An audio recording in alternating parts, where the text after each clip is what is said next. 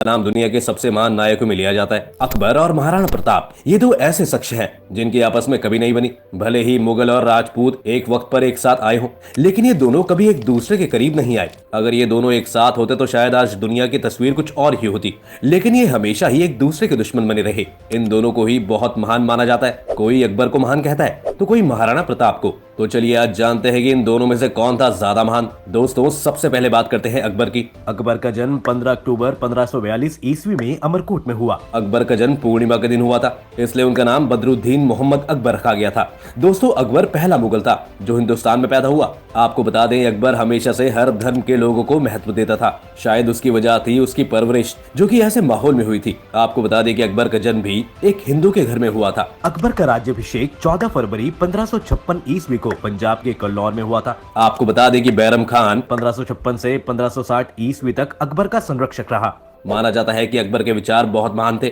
और वो हर धर्म का सम्मान करता था। अकबर का मानना था कि सभी धर्म एक साथ हो और उसने इसके लिए दीन-ए-इलाही की स्थापना भी की थी। ऐसा कहा जाता है कि अकबर ने गैर मुसलमानों को, यानी कि जो लोग मुस्लिम नहीं थे, उन लोगों को भी इस्लाम धर्म को अपनाने के लिए मजबूर नहीं किया था। यहाँ तक कि अकबर ने गैर मुसलमानों पर लगने वाले जजिया कर को भी समाप्त कर दिया था। अकबर जल्दी इस बात को समझ गया था कि हिंदुस्तान में अगर मुगलों को रहना है तो यहाँ के तौर तरीके, रिवाजों, राजपूतों से दोस्ती, ये सब उसे करना होगा। उसने राजा मानसिंह को अपना सेनापति बनाया। अकबर ने अपने धर्म के अलावा कई धर्मों की औरतों को मिलाकर 30 से भी ज्यादा शादियां की थी, लेकिन अकबर की सबसे ज्यादा चर्चा में रहने वाली पत्नी एक हिंदू थी जिनका नाम जोधाबाई था। ये एक हिंदू धर्म की राजपूत राजकुमारी थी। ये आमेर के राजा भारमल की बेटी थी। राजा भारमल ने अकबर की अधीनता को स्वीकार करते हुए अपनी बेटी की शादी अकबर से करवा दी थी। अकबर एकमात्र ऐसा राजा था जिसके दरबार में 9 गुणवान दरबारी थे, जिन्हें की नवरत्न के नाम से भी जाना जाता है। उसमें राजा मानसिंह भी थे, जो कि जोधाबाई के भतीजे थे। इसके साथ ही अकबर के दरबार में तानसेन, बीरबल जैसे लोग भी थे, जिनकी कलाओं और उनके किस्से कहानियां आज भी सुनने और पढ़ने को मिलती हैं। कहा जाता है कि बीरबल और तानसेन भी पहले हिंदू थे, लेकिन बाद में उन्होंने इस्लाम को अपना लिया था। हालांकि अकबर महान था, लेकिन मुगलों की रणनीति के मुताबिक वो भी हमेशा से अपने राज्य का विस्तार करना चाहता था और इसलिए उसने कई राजपूत योद्धाओं से युद्ध किया। वहीं कुछ राजपूत राजाओं ने अकबर की अधीनता स्वीकार कर ली थी और उन्हीं में से एक थे राजा भारमल, जिन्होंने अपनी बेटी जोधाबाई की शादी अकबर से करवा दी थी। लेकिन इन्हीं राजाओं में एक थे महाराणा प्रताप, जिन्होंने कभी अकबर के आगे घुटने टेकना मंजूर नहीं किया और न ही कभी हार मानी। यहाँ तक कि वो बाकी राजाओं को भी मुगलों के सामने यही करने की सलाह देते थे। दोस्तों, महाराणा प्रताप का जन्म 9 मई 1540 ईस्वी को राजस्थान के कुंभलगढ़ दुर्ग में हुआ था। महाराणा प्रताप को बचपन में सभी की नाम लेकर पुकारा करते थे।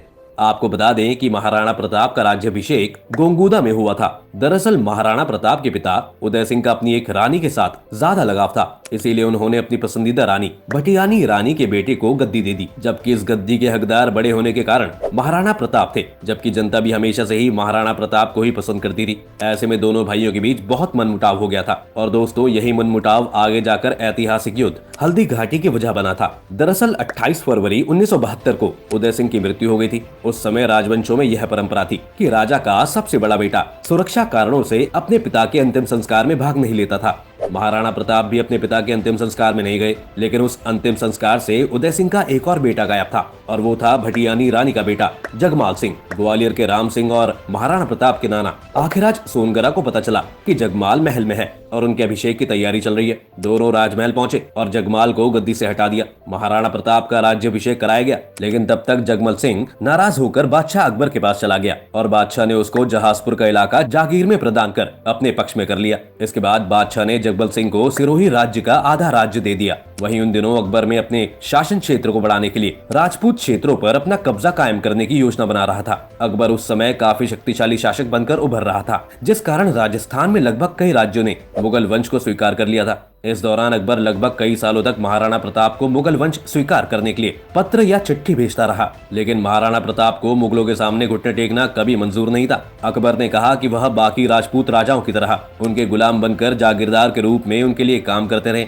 लेकिन महाराणा प्रताप को गुलामी पसंद नहीं थी और वो नहीं चाहते थे कि मेवाड़ किसी मुगल के हाथ लगे, इसलिए उन्होंने अकबर के दूतों को साफ मना कर दिया। 1972 के बाद 4 साल तक अकबर प्रताप के पास दूतों को भेजता कि वह गुलामी स्वीकार कर लें, लेकिन प्रताप ने नहीं की। अकबर ने महाराणा प्रताप के पास जलाल खान कोरची, कुंवर मान सिंह, भगवान दास, टोडरमल को 4 बार भेजा, लेकिन महाराणा प्रताप ने इनमें से किसी की भी बात नहीं सुनी। और जब आखिर तक भी जब महाराणा प्रताप नहीं माने तो आखिर में अकबर ने युद्ध करने की ठानी। और इस युद्ध को इतिहास के पन्नों पर अच्छी खासी जगह मिली, क्योंकि ये युद्ध इतिहास के दो महान शासकों के बीच था जो कभी एक दूसरे के साथ नहीं आए। लेकिन दोस्तों, अगर ये दोनों एक साथ आते तो शायद हिंदुस्तान की तकदीर कुछ और ही हो सकती थी। जब अकबर अपनी हर तरकीब से नाकाम हो गया, तब अकबर ने भी आखिरकार महाराणा प्रताप से युद्ध करने की ठानी। इसलिए 18 जून 1576 को दोनों राजाओं की सेना के बीच भयंकर युद्ध हुआ। महाराणा प्रताप ने शक्तिशाली मुगल बादशाह अकबर की 85,000 सैनिकों वाली बड़ी सेना के सामने अपने 20,000 सैनिक के साथ युद्ध किया था। इतिहासकारों के मुताबिक उस समय बहुत से राजपूत राजाओं ने